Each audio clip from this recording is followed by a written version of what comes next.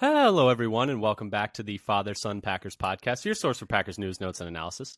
My name is Tommy, and I'm joined, as always, by my co-host, my dad, Matt. Dad, how are you doing? Doing all right. We say welcome back. Welcome back again. To us, too. And welcome back again. And again. We're here in California again. This time. It's diabolical. For those of you who've seen the B movie.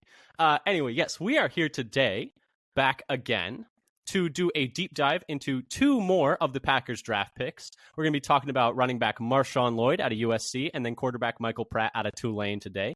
Two new additions to the Packers roster. If you want to hear any other deep dives, we've already done ones on Jordan Morgan, Edgerrin Cooper, Tyron Hopper, Javon Bullard, and Evan Williams. So if you want to hear any of those deep dives, go back and check back in your feeds. We've done those in the previous weeks. And we'll be doing a couple deep dives a week going forward, doing one episode a week, talking about all the Packers draft picks, and then probably a couple of Packers undrafted free agents too. So if you want to keep an eye out for those, you can either check on your feed, whether that's Apple Podcasts, Google Podcasts, Spotify, YouTube, subscribe to any of those. We put all our episodes out on all podcast platforms. Or come give us a follow on Twitter at FatherSonPacker. We tweet out whenever we have new episodes out, but we also tweet out data from these episodes that we find while we're doing research. We tweet out articles from Packers, other Packers content creators, content from other Packers content creators that we find interesting, piece of Packers news, roster moves, injury updates, et cetera, et cetera. One-stop shopping for everything Titletown, and you'd get to know when all the new deep dives are out. Once again, that's at FatherSonPacker. So, yeah, just subscribe, follow. We would really appreciate it. It would really help our numbers. It would really help you know when new episodes are coming out, because we'll be doing an episode every single week for the rest of the offseason, finishing up with these deep dives, and then, tackling what we think this Packers season is going to look like. And then in season, we'll be doing 2 episodes a week, but, that's when the pace really picks up. But anyway, Dad, before we start talking about MarShawn Lloyd and Michael Pratt in depth, we do have a little bit of news because Packers OTAs have started, and we've had one practice open to the public with a series of interviews. And so we have a little bit of Packers content to actually talk about, don't we? Yeah, it's exciting. Just desperate for content, looking for anything that shows how the players are doing. Anybody recovering from anything? How the new players look? Do they look fast? Do they look agile? Do they look like they're going to be all pros? Yep, and we can tell that from a 30-second Twitter clip. We 30. Know. That's how there's a good we 30-second are. clip, but it's only like 10 seconds of actual player activity that matters. And I will eat that 10 seconds up. I will rewatch that same clip like 20 times. I am just the gap from the draft until week 1 of the NFL season is it's far too long. It's far too long. But anyway. And also, I just want to say to all you people posting those little videos on Twitter or wherever, yes, thank you. Keep it up. Thank you very much. But anyway, Dad, we do have some news out of OTAs. And unfortunately, let's start with the bad news. We got a couple of injuries to report on. And that is that both Zach Tom and Tucker Kraft have torn pecs, unfortunately. What was your reaction when you heard that? Because I was definitely like, damn, that's tough. And that sucks. Yeah. Because we were like, Kraft talks about all the things he wanted to work on, especially like blocking. And we had all this, how are they going to be shuffling around the line? And Tom was one of our most important players there. And also one of the ones with the most versatility. So it's going to be most interesting to see like where they ended up giving him snaps. So we're going to have to wait a while before we find that out now. Yeah, Matt LaFleur did mention that he thinks both will be ready at camp or near the start of camp. So that's at least something that, better this happen now than later, but definitely sucks that they're not going to get those reps going into training camp. Other piece of news is that we have some, the other piece of good news is that JJ Enagbare is out there practicing without a knee sleeve, without a brace, which for those of you who have maybe not been following the Packers since the playoff game might be like, what are you talking about? He tore his ACL in January. Apparently he did not. So that's very good news. And, when we heard that earlier, Matt LaFleur was a little tentative on talking about like, when they expect him back. But apparently he's a full go already. He is fully participating in practice with no limitations. And so that's some really awesome news, huh?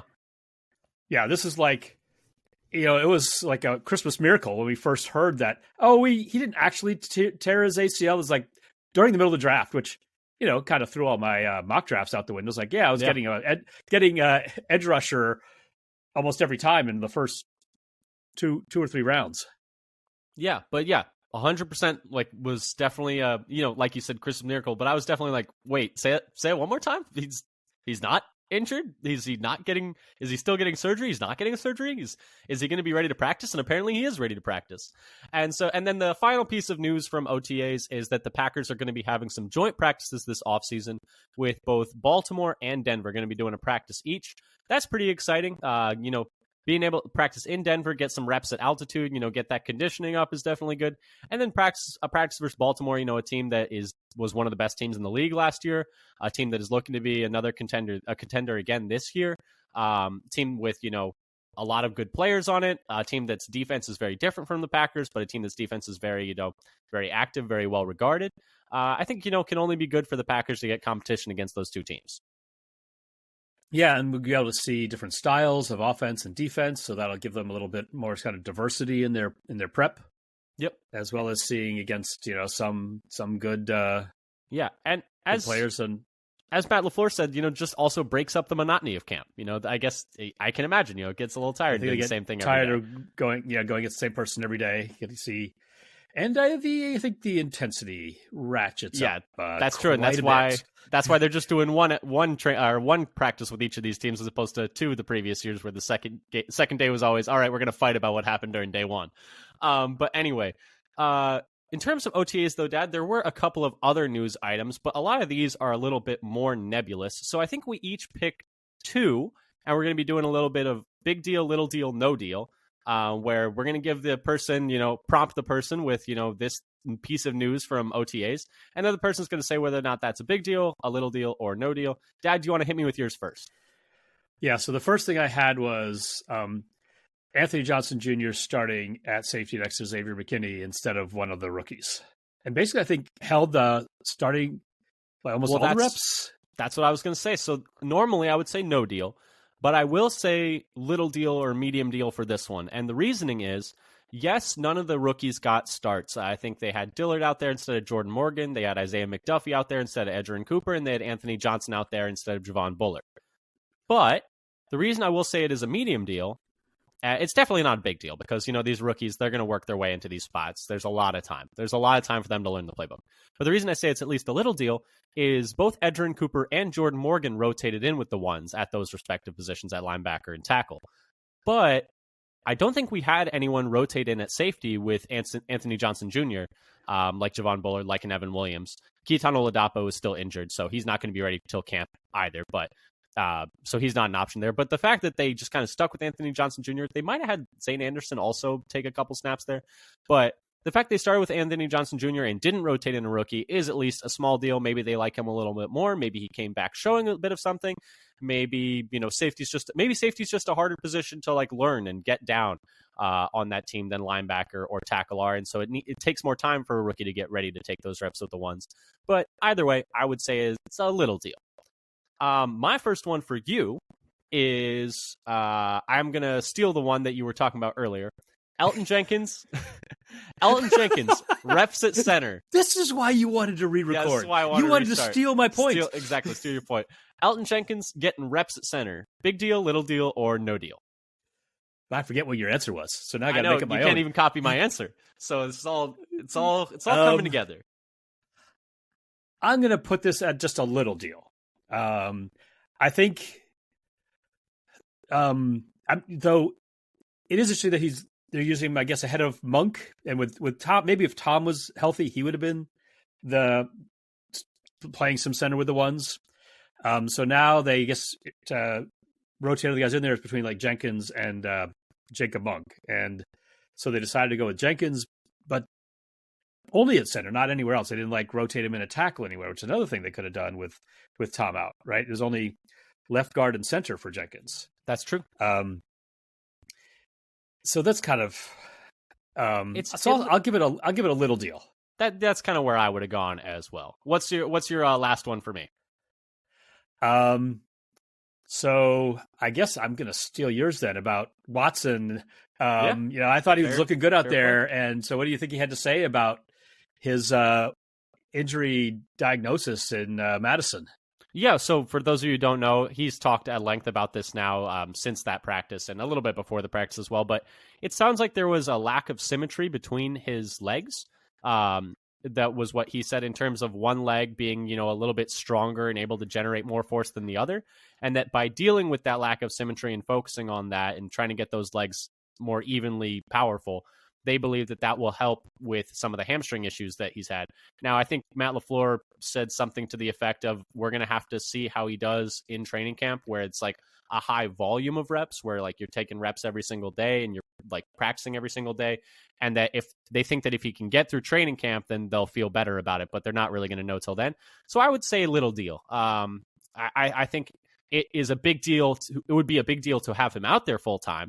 It would be a big deal if he's healthy this year. But I think, we got to see how dealing with this, because hamstrings are notoriously tricky. And I know he went to a hamstring specialist, but I would say little deal for now, big deal if it works out. Because if it ends up being the thing, I would say that is a big deal. But we got to see it in effect first before I graduate it to that level, Okay, so you got little deal with a chance to, elevate up to big deal. Big deal. We got a chance of graduating up to that. All right, Dad, my last one, Slayton getting the initial reps in front of Devontae Wyatt in the 4-3 defense. Big deal, little deal, no deal. I should have had that on my list. Yeah, that's a good one. So that's not nothing. It's not nothing, huh? So basically saying that we want somebody who's kind of a nose, but we're going to let Kenny be the gap penetrator rushing upfield. And I always thought that Slayton had a little bit more, he's got more juice than he gets credit for. More juice than he gets credit for. Like, I remember looking at his tape early on. I was like, okay, this is a 40-pound man who's actually, can run a stunt and swim upfield. So he's a 340-pound man who can dunk. So it's like, I know, it's like crazy. That's insane. So it's a little bit of a deal. I was surprised. You would have thought that they would go. I think everybody was predicting it was going to be Kenny and Wyatt, especially after they talked a lot of the offseason. Wyatt, like how excited they are to see Wyatt in the defense. So yeah, and that this defense might fit him very well. So I'll give that. That is it. Big? They're big men. That's true. But I don't know if the deal overall is big. We'll see if it continues this way. That's going to be. I'll be surprised if it stays that way. Yeah, I guess only time will tell. But those have been our main takeaways from OTAs. Dad, anything else you wanted to toss in, or should we get into those deep dives? I think we can start looking at the players now. Okay, well, let's start with... There'll be more stuff later, perhaps, to talk about during OTAs of big deals, little deals as it goes on. Exactly. But let's start with MarShawn Lloyd, running back out of USC. Packers took him in the 3rd round with the 88th overall pick. A little bit about him from Dane Brugler's The Beast of The Athletic. He is 23 years old. He spent 3 years at South Carolina, one of those years being a redshirt year due to a torn ACL. And then before transferring for this past year at University of Southern California, the other USC, although I would say that University of South Carolina is the other USC. I would say USC, everyone thinks Southern California, right? Apparently not. I guess it depends where you're from. And then a fun fact about him is he is on track to graduate with a degree in psychology, so that's exciting. Dad, what was your initial reaction when the Packers made this pick? So like a lot of these, what they did in sort of the end of the 2nd, 3rd, and 4th rounds, they picked positions I thought they were going to pick, but earlier than I was expecting them. So this is one where I wasn't necessarily looking at running backs here, so I didn't have them on my radar so much. I thought maybe they'd go with more O-line depth or cornerback, for example. But he has had the speed that I would like to see, that I wanted them to add to the running back room. So I was happy about that part. Yeah, my initial reaction was I was a little surprised that this was the type of back that they decided to go with. Brian Gutekunst all offseason was talking about how, they wanted to pair like a power back with a speed back. And MarShawn Lloyd is fast, but I don't think he's not the back that I think of when I think speed back because he's 220 pounds. And we'll talk a little bit about his athleticism in a little bit. He's still very like bursty, but I was thinking that they would be going with a smaller back, like a Jalen Wright or something like that. Not necessarily like I'm like, once you start falling in love with players specifically, like that's where you always get burned. But I just thought more of a player in that prototype, or in that archetype. I do think it's interesting that like our running back room is massive. Like we got two 220-pound guys and a 245-pound guy. It's got to be like the biggest running back room in the entire league. There's no way it isn't. So I do think that that's something that I'm keeping an eye of in terms of like Packers' philosophy of running back? Like, do they want to just have? It seems like they want more meat on their bones at the running back position. So that's something that I'm keeping an eye on. But yeah, so my initial reaction was just a little surprised that this was the type of running back they went for another bigger back. But speaking of his size, do you want to start talking about that and his athletic profile? Yeah, so I went to a couple different places for various aspects of his physical and athletic profile, getting things from Mock Draftable, RAS, and Player Profiler. So yep, and RAS, shout out to Kentley Platty at MathBomb on Twitter. Very great tool. And RAS, it's RAS.football is the site. RAS.football, yeah. And then also I sometimes go to draftscout.com to get some pro day numbers as well for players. It's another place if you want to look and see both when those pro days are going to happen and what comes out of them as well. So looking at the Senior Bowl, where they have actually on-field tracking of speed with the Zebra technology, I've got that data from, I think all the years they've got it for the last 6 years. There are 54 running backs, and he had the 19th best on-field speed out of those 54 players. So it puts him in like the 65th percentile. His maximum acceleration was not as high as like only 29th best, so just a little bit below average. But he was in the 80th percentile in max deceleration. So his ability to stop to change direction quickly is something that they were able to measure and something that shows up on tape. Oh, yeah. 100% shows up on tape. He's very quick in terms of stopping, starting, stopping. The stopping, the deceleration at his size the change is of really direction special. is really good. Yeah. Right. So I didn't do a weight correction for this, which something I could do for all of these on-field numbers are not weight corrected, which would be an interesting exercise as well.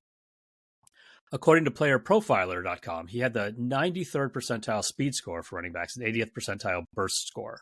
So I think the burst is like the jumps and maybe the 10-yard split as well. A 102.6 overall athleticism score, which put him 6th best amongst running backs this year, and it's 73rd percentile all time for running backs. His top comp on Mock Draftable and one of his top comps on RAS is D'Angelo Williams, who is a one-time All-Pro second team. His RAS score is 8.62, which puts him in the great near elite territory, or in the green, as it were. If you're familiar with using the RAS tool, makes it visually very easy to sort and look at. Overall, compared to the average Green Bay running back, he is faster, stronger, and shorter than the average Green Bay running back. And if you look at overall at the average Green Bay running back, the only thing they have a great average RAS score and great in the broad jump and near great in the vertical. And then everything else is kind of like in the above average good range. And that's for the average Green Bay running back, right? That's the average Green Bay running back. And the things that are like closest to not being above average are actually the agilities. So the shuttle and the 3-cone are both like barely above average in the 50 and a bit percentile. So just think about what Green Bay has emphasized. So for Lloyd in particular, he's in the 20th percentile height at 5'8 3/4, which is 2 inches less than Green Bay's average. So his height is, in the red, as it were. Yeah, he's a shorter guy, but he's not small, as you're about to say. Right. However, he's in the 80th percentile weight at 220 pounds. I don't know what it'd be like. What percentile would he be in like BMI? Yeah, I know. And density. He's got to be one of the densest running backs you've really ever seen. I mean, have you seen the pictures of his biceps? Yeah, they're showing him from, I guess, this week's OTAs. Yeah, he's got. Because I was thinking about this, not to derail this too hard, but who do you think is denser? Him at 5'8 3/4, 220, or AJ Dillon at like whatever he is, 5'11-ish, 245? Like, Dillon's like 6 foot and 3/8 of an inch and 247. Okay, so he's 6 foot and a half and 247, or 5'8 3/4, 220. Lloyd might be denser. Lloyd might be denser. He's even more muscular than AJ Dillon. 3.5 inches shorter and 27 pounds lighter. Yeah, it's close. It's close. But that was just something that popped into my mind. But anyway, sorry. Continue with Lloyd's profile. So Lloyd has small hands, only 14th percentile at 8 3/4 inches, which is about 2/3 of an inch less than Green Bay's average, and But interestingly, he's got the same size hands. I looked at the all pros over the last 10 years, same size hands as Derrick Henry. Yeah, which is just which you don't think of as being a small man. Exactly.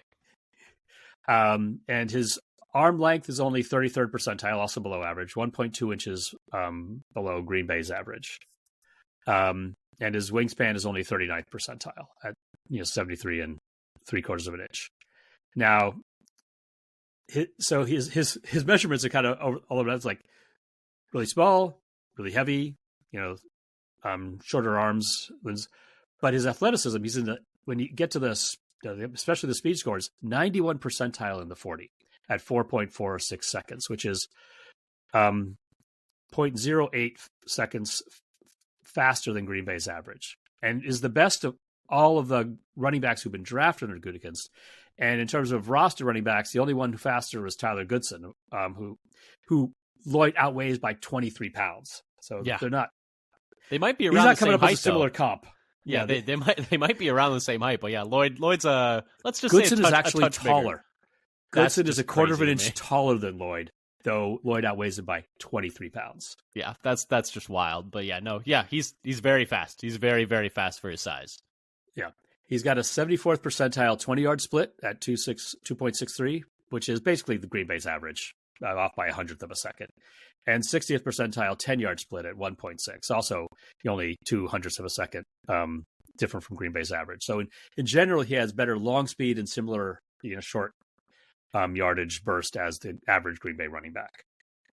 Now, you talked about his biceps, talk about his arms, how big his arms are. 94th percentile in the bench with 25 reps, which is the best of all of Green Bay's running backs.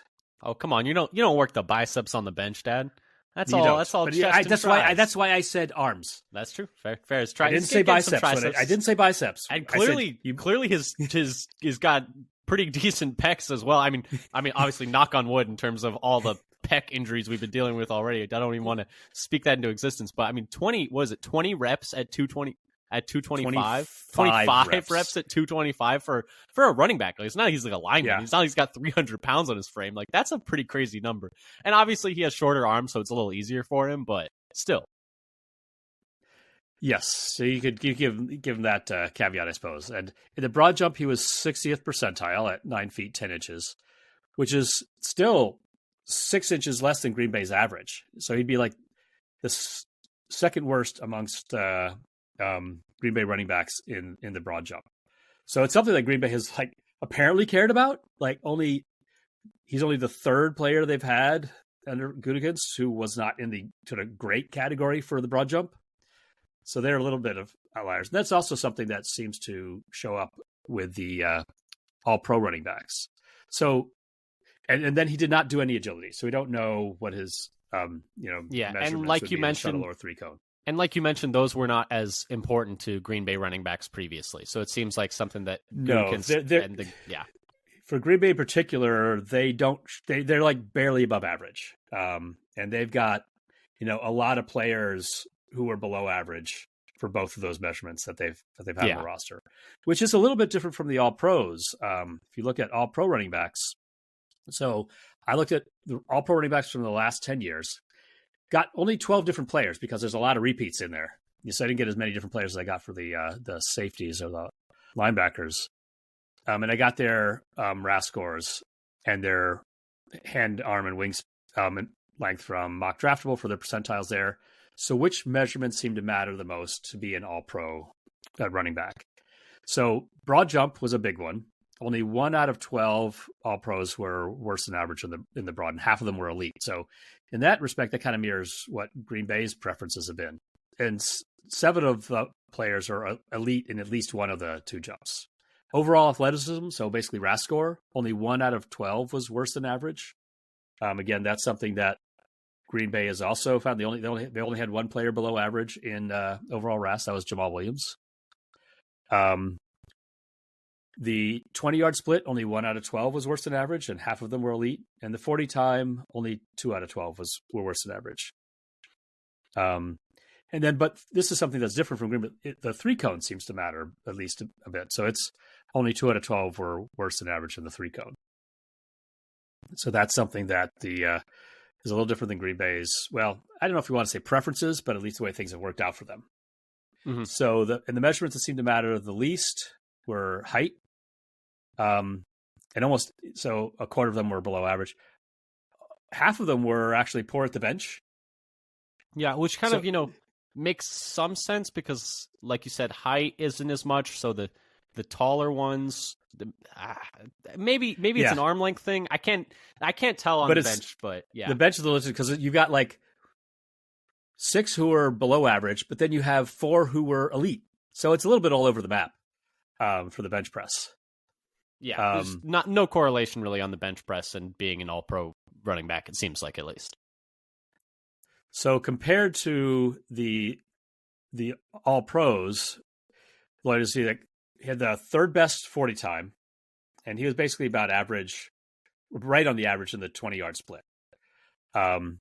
He would be tied for second to last in the broad jump, though. So not disqualifying, but towards the tail of the distribution, as you say. It's a small distribution with such a small sample size. And bottom third in overall RAS, though he's still in the grade category. So those are how he compares to sort of elite runners and over the last 10 years. So, he's within the bounds of what you would need to be an elite running back. His injury history, the main thing is the big thing was he had a torn ACL in 2020 as a true freshman. But since then, he's played 12 games, 9 games, and 11 games the last 3 years. So been mostly available. Yeah. Both at South Carolina and Southern Cal. Yeah, physically, he's a really interesting prospect in terms of, we don't really see short, heavy guys run that fast very often. It's not something you see very much. And I would say, his production profile is also something that is a little hard to pin down. So I looked at his 2023 data from PFF amongst a subset of 134 running backs who had as many attempts as him. Looking at that 2023 subset, so once again, this is rankings from amongst 134 of them. He was at 10.5 attempts a game this past season at USC, so a bit on the lower side. That was 115th out of 134. For reference, looking at other guys who were drafted on day 2 in this draft, Jonathan Brooks was closer to 17 a game, Trey Benson 12 a game, and Blake Corum more like 17 a game. So he really hasn't been this bell cow type back in terms of taking on the full load of an offense. Usually he was around 50% of his team's carries, despite being the lead back, both at USC and the year before at South Carolina. In South Carolina, he had 12 attempts a game, but it was still about half the carries for the team. So he's never really been like the full bell cow back of a team. So that's just something to keep an eye on. Pretty decent gap zone split, 66 gap attempts to 48 zone attempts. So he's done a little bit of both. This past season, still looking amongst those 134 running backs, he ranked 4th in yards per attempt at 7.1 yards per attempt. So every time they gave him a ball, 7 yards. So I don't know why they just didn't do that every single time, but it seemed to be working for him. That's something I really like because this idea of what is the first 4 yards are got for you from the offensive line. And after that, what you get out beyond that is on your own. So he's doing a lot of that. That's where you see maybe the skill of the actual running back come out.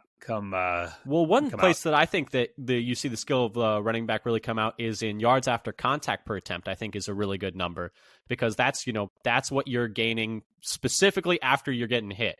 And he was 18th amongst those 134 in yards after contact per attempt at 3.97, almost 4 yards after contact per every single attempt, which is very impressive.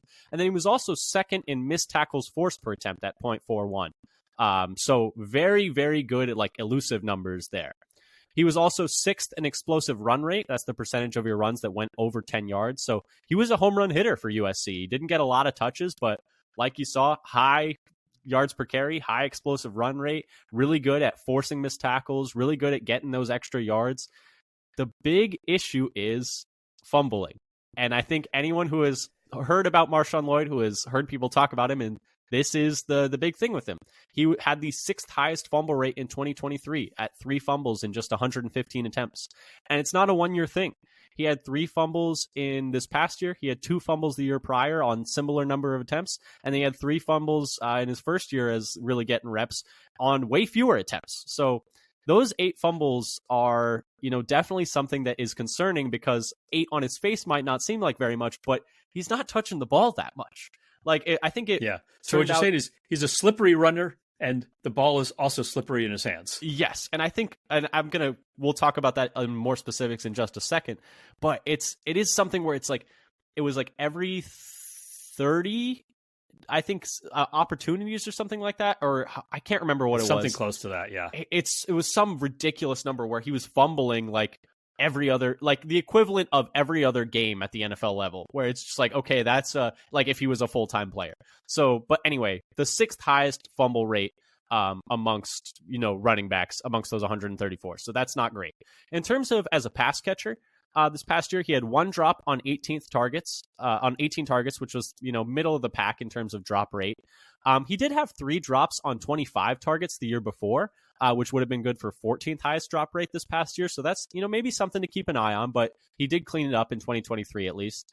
And then he was 2nd in yards per target amongst those 134 running backs, which is really exciting. He had 232 yards on just 18 targets. So when they threw to him, it was working out well for them, we'll say. And he was able to make a lot of stuff work with that.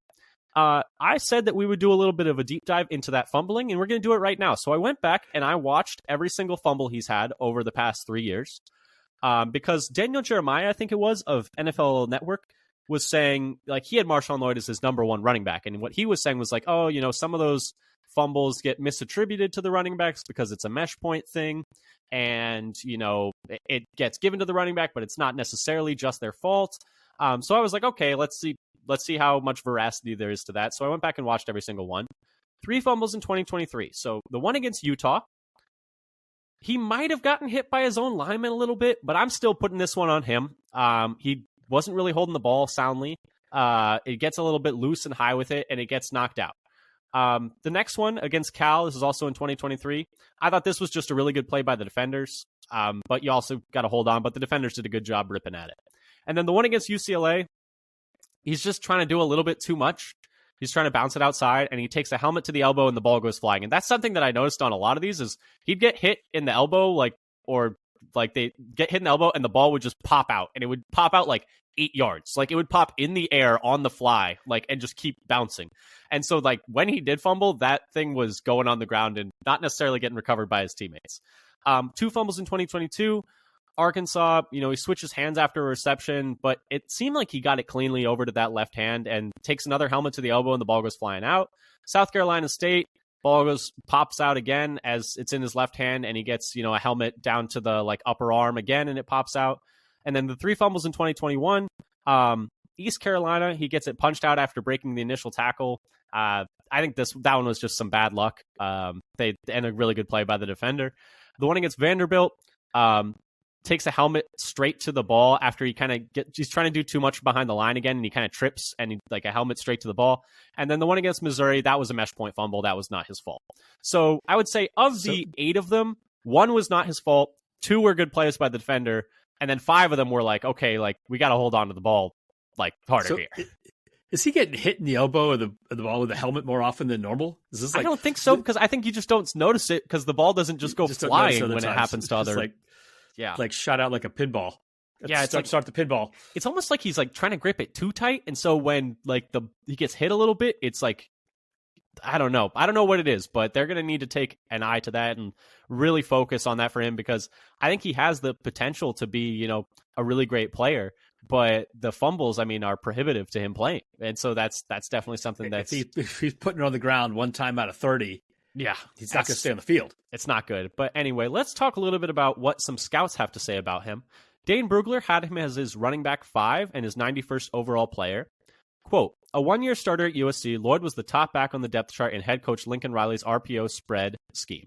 After 3 years at South Carolina, he transferred to the Trojans and had a productive 2023 season, led the team in rushing in 11 of 12 regular season games, finishing as one of only 5 FBS running backs to average more than 7 yards per carry. With his vision and dynamic cutting skills, Lloyd is a shifty runner with a short area explosion and lateral agility to leave defenders diving at air. 20.87% of his carries resulted in a 10-plus yard gain. He frequently springs free because of the creativity he shows with the ball in his hands, although he relies too much on his east-west options and needs to be more consistent finishing runs. Overall, Lloyd doesn't have the profile of a high-volume back, but he can spark an NFL offense with his mix of patience, burst, and promise as a pass catcher. His tape gives me flashbacks of a thicker version of Duke Johnson when he was coming out of Miami, end quote. And then Lance Zierlein had him of NFL.com had him as like a 3rd to 4th round prospect. Quote, Lloyd's flashes on tape could lead a team to envision a more expansive role for him in its offense, but based on his play, he feels more like a good complementary option with big play potential. Frankly, some of his South Carolina tape from 2022 felt more exciting than his 2023 USC film, despite the higher yardage per carry mark in 2023. While he ran with improved patience and set up blockers more diligently in 23, he ran with a greater sense of urgency the year prior and proved he could create explosive plays without as much help from his offensive line. Lloyd runs with slightly below average vision, but has the juice to play the role of chunk play slasher and dangerous open field pass catcher. Lloyd is a low mileage prospect, and the scope of his role will obviously depend on scheme fit, end quote. But yeah, so that's what, some scouts had to say about him.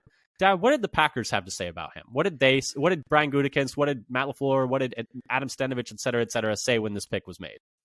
So what Gutekunst had to say right after the draft was like, he's got serious speed, he's elusive, he's got great balance, he is different than any other running backs we have. And then asked specifically about the fumbles, what Gutekunst had to say was, Lloyd's fumbles look correctable, not an overly big concern. And he also said, it was just nice to hear, that's actually not just waving it away, but looking. Analytics don't support a correlation between hand size and fumbles. As I mentioned before, it's like he's got the same size hands as Derrick Henry's, but Henry's arms are much longer. So, yeah, did they look at correlation between arm length and fumbles? That's because you're wrapping the whole arm around it. It's not just the hand. You got your forearm around it. Not just arm length, but forearm length. I don't know.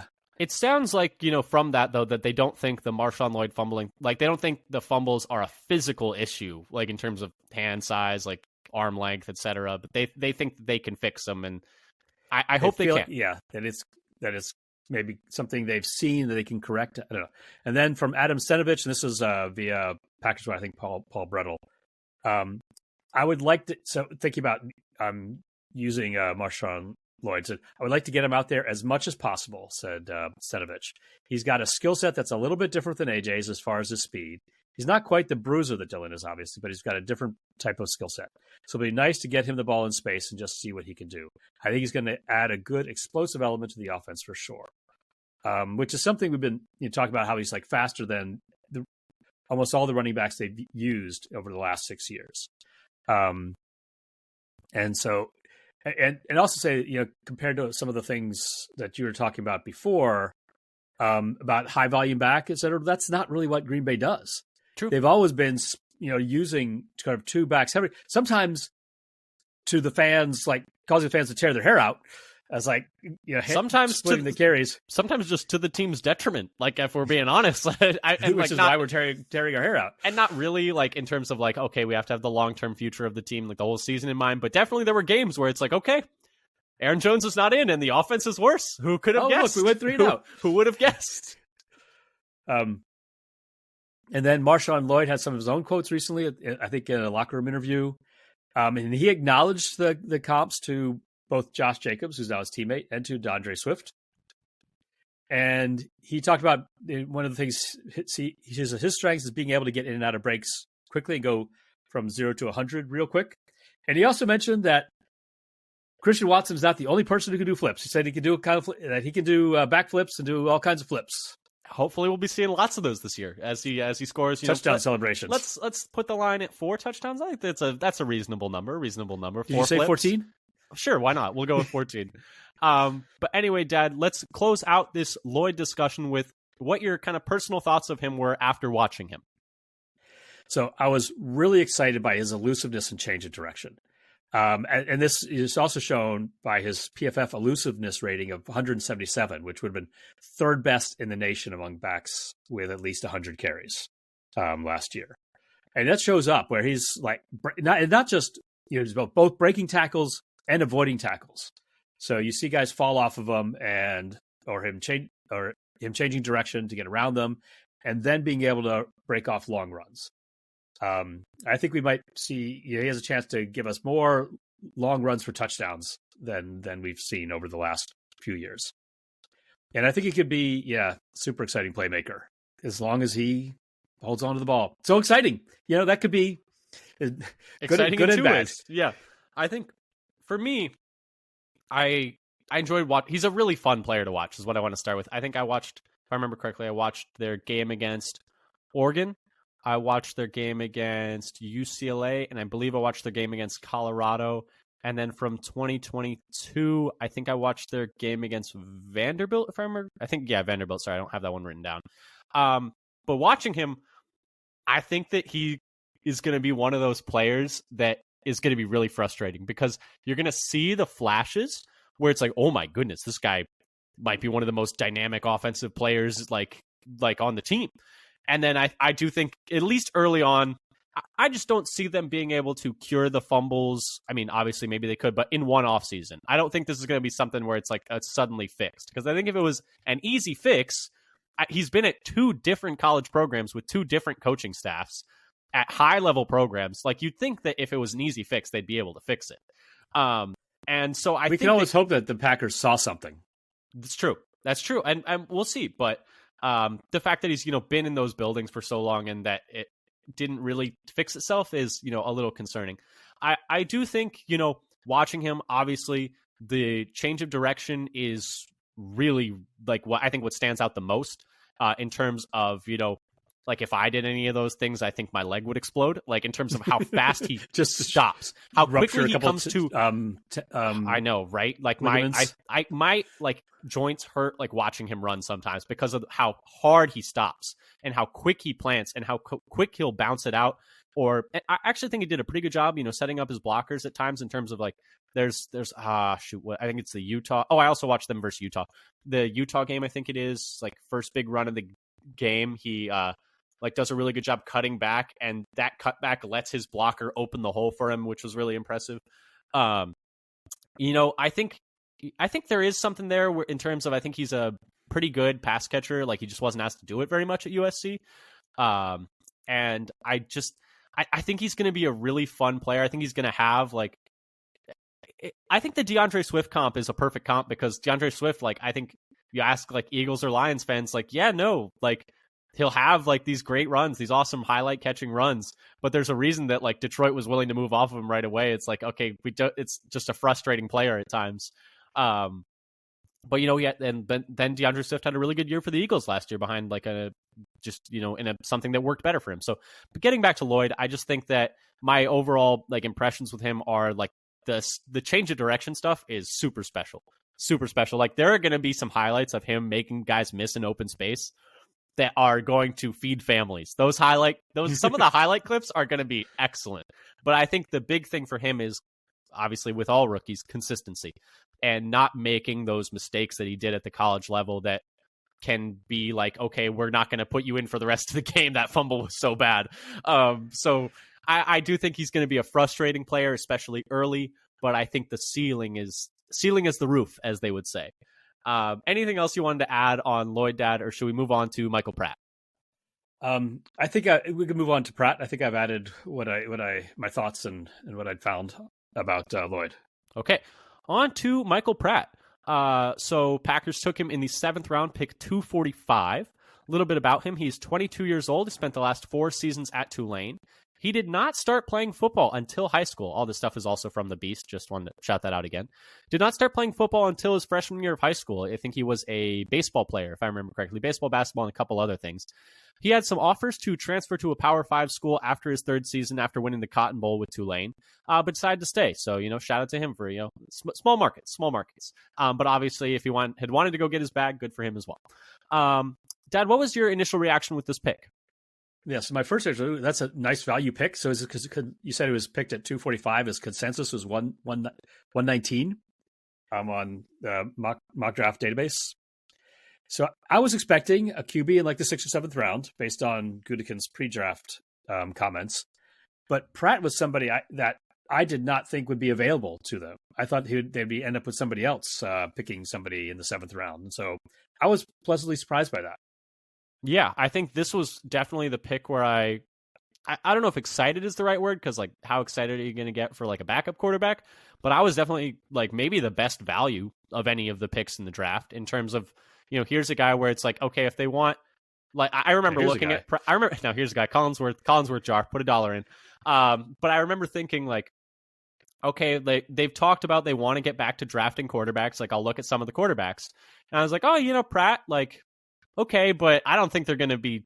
They said they want to draft quarterbacks, but I don't think they're going to want to take one in the 3rd or 4th round.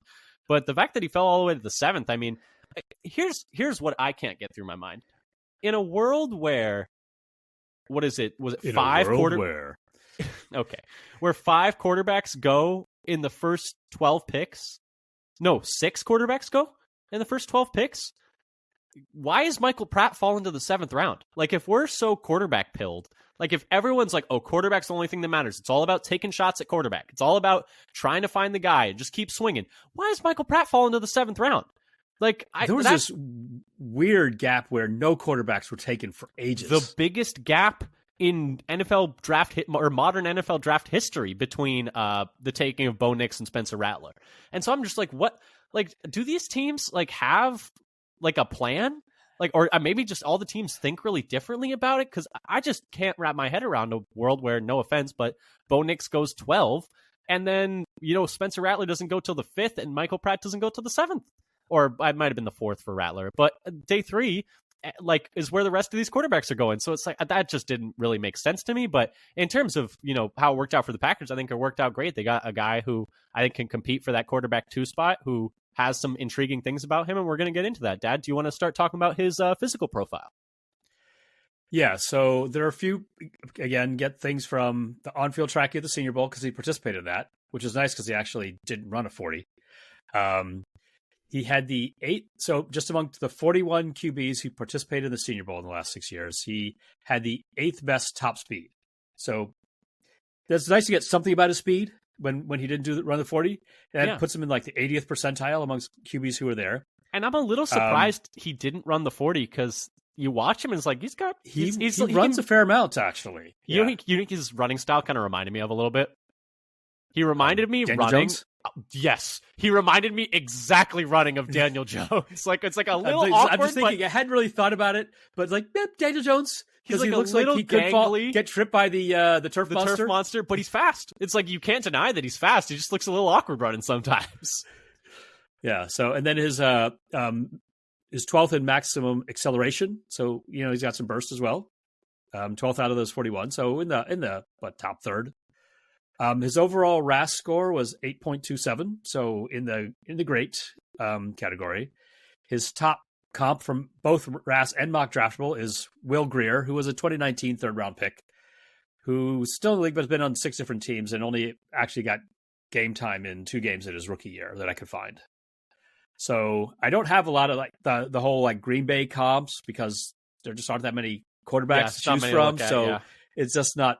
I don't think the sample size is so small it wouldn't be very meaningful. But he's from RAS, he's in 56th percentile height at 6'2" and a half, 53rd percentile weight at 217 pounds, 25th percentile hands from mock draftable.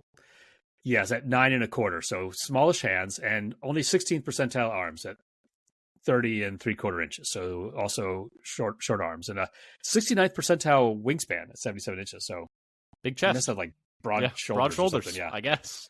So a little bit above average or close to average in a lot of the size measurables. So for athleticism, he didn't run a 40. He did do the bench. Maybe like, you don't want to tear a pec as a quarterback. Yeah. I mean, obviously, like, who cares? Like, I honestly think like the bench is probably the least informative of these tests. In my opinion, they really should be doing instead of a bench is like a sled. Yeah, probably. It's more realistic for what they're going to be doing. More a closer approximation of what you're doing on the football fields. Like, yeah. But anyway, I would like to see it actually, especially for the lineman drills and like knowing how people are actually pushing players in space. The sled would be and trying to go that many reps at 225 it does feel like a greater risk of injury than doing the sled, but. Anyway, we're not here to relitigate the combine. Continue with Pratt. Apparently, I got something to do. Yeah, sure. So then, as other measures, 95th percentile in the vert at 36 inches. So and 72 percentile broad jump at 9.5 feet. And then 84th percentile in the shuttle, 4.23 seconds, and 55th percentile in the 3-cone. at Yeah, 7.2 seconds. He's a good athlete at the quarterback position, and we've seen Clifford last year was also a good athlete at the quarterback position. So Packers clearly value athleticism at that spot still. Yeah, and so he seems to be a good athlete. You see that some on tape. I don't have he has many things to compare him to, but based on some of the numbers you brought out about second contract, some of the things that correlate with second contracts for quarterbacks are the 40 time, the vertical, the bench, which you didn't do. I don't know how many quarterbacks do it, and then the broad jump. So he's doing well in some of those things that correlate with sort of quarterback success in the league. Now, for his injury history, he injured his knee in 2023 and missed 2 games, but then he played in the 11 other games that same year. So, and then he played in all 13 in 2022 and 11 of 12 in 2021. And Tulane's last 10 games in 2020. I don't know if that was like the COVID shortened, it was COVID year, and then he didn't win the starting job right away. Yeah, we got some accident. As a freshman. I think we all get some accident forgiveness in 2020. That's all I'm going to say. So very good athlete at the quarterback position. And, he had a pretty successful career at Tulane. Looking at his production profile, just looking at 2023 really quick, although he did win the Cotton Bowl in 2022. In 2023, amongst 95 qualifying quarterbacks this past year, he threw for 218 yards a game while amassing 22 touchdowns, just 5 interceptions. He was 35th amongst 95 qualifying quarterbacks in accuracy percentage per PFF at 73.9%. So, above average, firmly above average. 13th in average depth of target at 10.9 yards. So he was throwing it down the field really well in terms of, he was attacking downfield. He was 12th in big time throw rate. So he was generating a lot of big plays. 28th in completion percentage, 25th in yards per attempt. So, 75th percentile or, a little below that, 70th percentile in each of those, but firmly above average in each of those. He was, however, 71st in pressure to sack rate. So that's, how often a pressure is turning into a sack for you, 71st of 95. And then he was 68th in turnover worthy play rate. So he was a big game hunter, is what those numbers are kind of telling you, but he was not really avoiding negative plays very well. He was letting pressures turn into sacks, and he was turning the ball over, putting the ball in harm's way a good amount. The other interesting thing about him is he had probably his best in terms of grading wise. He was really the best at attacking the deep and intermediate middle of the field, which I think shows up on tape as well. As he's willing to attack the middle of the field, which I think is a big selling point for him, because we've seen a lot of quarterbacks in the NFL, that's where the gold is. That's where the money is being got. That's where you're able to get yak for your receivers. You're able to draw stuff up. It's just much easier when you're willing to throw in the middle of the field. So anyway, what we get from those numbers, he's willing to take shots. He's willing to attack the middle of the field, but he needs to do a better job of being a little bit more risk averse, and being better at turning potential negative plays into neutral plays. In terms of what scouts had to say about him, Dane Brugler had him as his quarterback 8 with a 3rd or 4th round grade. Quote, a 4-year starter at Tulane, Pratt thrived in former offensive coordinator Slade Nagel's scheme. After not playing football until high school, he showed steady improvements each season with the Green Wave, throwing a touchdown pass in 44 of his 45 games and breaking Patrick Ramsey's school records for passing yards and passing touchdowns. Pratt is very clean in his setup and delivers a quick, accurate stroke, showing the ability to feather passes in between levels of the defense. Though he operates with rhythm from the pocket, he needs to continue developing his feel to spot the rush and hasten this process when needed. Overall, Pratt might not have the high-level physical traits to carry an NFL offense, but you don't see panic in his game, and he has natural sense for where to go with the football. He projects as a quality NFL backup with starting upside in the right role, end quote. And then Lance Zierlein had him as a 4th-round prospect. Quote, highly experienced and a respected team leader, Pratt has shown consistent improvement from season to season. Pratt has done a nice job of making safe decisions instead of reckless ones and throws with touch over all 3 levels. He struggles to throw with consistent accuracy and placement on intermediate throws. Also, he appears to lack the anticipation and field awareness to beat NFL coverage across the field. Pratt has day 3 potential, but will be in a battle to win a future backup role, end quote. So that's what scouts had to say about him. Dad, what did the Packers have to say about him? Yeah, so we got some quotes from Gutekunst, and I got these via Paul Brettel at Packers Wire. What Gutekunst says, obviously a winner. He really turned that program around, started a lot of games for them. I think he won 21 or more games over the last few years, which I think is good. He's a good athlete. He's got a pretty live arm, very accurate. He also said, I just like the way he handled himself. He had some big wins, so we're excited. I wanted to add a quarterback, and a bunch went early, so there wasn't a lot of guys available in the mid rounds. So as we got later and later, he was kind of the only one left that we wanted to target. So that was kind of nice. So kind of how we felt about it is like, okay, this might be, as I said last year about Clifford, is like he was the only guy we had left on our board. This time, the guy that I had left on the board was still available later. Yeah. And then what Pratt had to say himself, he said he was super fired up when he got the call. And, I don't know if you saw, like he was at the pool. It's like, got tired of waiting. So he decided, I think, relax and have a good time and sit in the pool until he got the call. Yeah. So that's kind of all I had for the reactions. Mostly it seems to be like they felt that he was a good value. They wanted to get somebody as another developmental quarterback and thought that he was, as the consensus would say, it was a really good value for when they got him. Yeah. Yeah. And I guess let's just wrap things up here, Dad. What were your personal thoughts on him after watching him? So just looking at the way it went, he really lifted up the Tulane program while he was there. They went 11-3 in 2023 and 12-2 in 2022, including knocking off USC and Caleb Williams in the Cotton Bowl game. And those were both their highest win totals for Tulane since 1998. And just watching that, I watched two games that he has showed the ability to make plays with his arm and his legs in high pressure situations. Now, it doesn't look like he has the strongest arm, but he seems to have good touch. But he does seem to put a fair amount of air under the ball going downfield, but is able to feather it in there to the players. Also, you talked about the sack conversion rate being kind of high. He mostly passes from the pocket, either like runs to run or is throwing for the pocket. There are a couple times where he throws the ball on the run, maybe a designed rollout or run rather than improvising.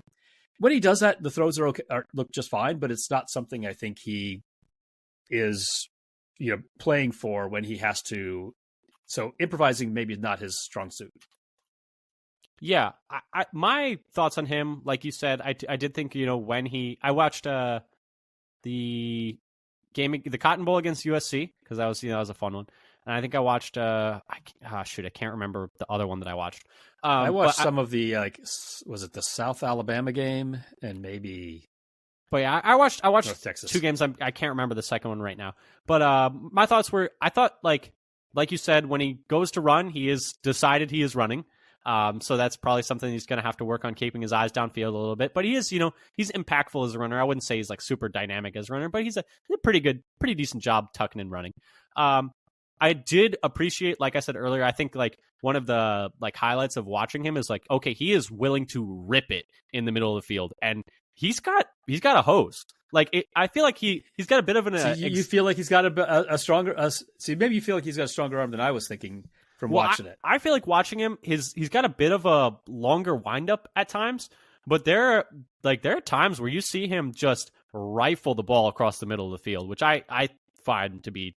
Like that's ideal in terms of like if you're willing to attack the middle of the field and you've got like a decent amount of athleticism, I think you're good enough to be a backup quarterback in the NFL if you're willing to do those if you have those two things.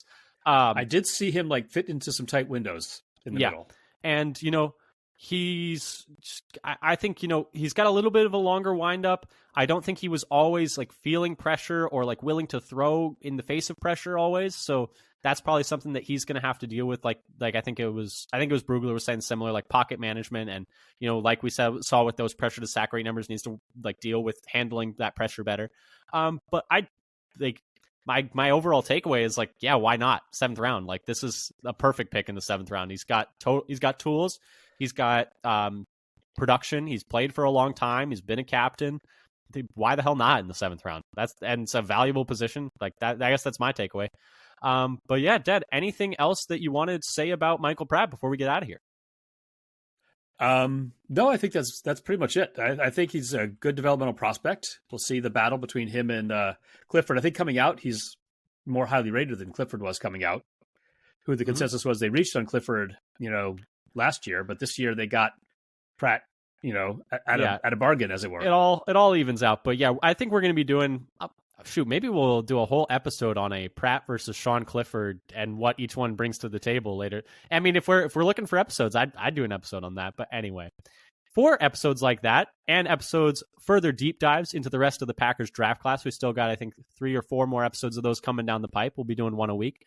Keep your eye tuned to the feed. Subscribe on Apple Podcasts, Google Podcasts, Spotify, YouTube. If you subscribe on all of them, we would really appreciate it. But, subscribe on one even. We'll take that. It would really help our numbers. And also follow us on Twitter at FatherSonPacker. Like we said, we tweet out when we have new episodes, data from episodes while we're doing research, pieces of Packers news, stuff from other content creators we enjoy.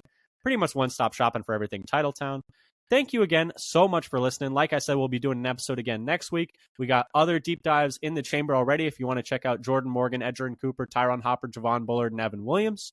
Thank you again so much for listening. And until next time, go Pack Go. Go Pack Go.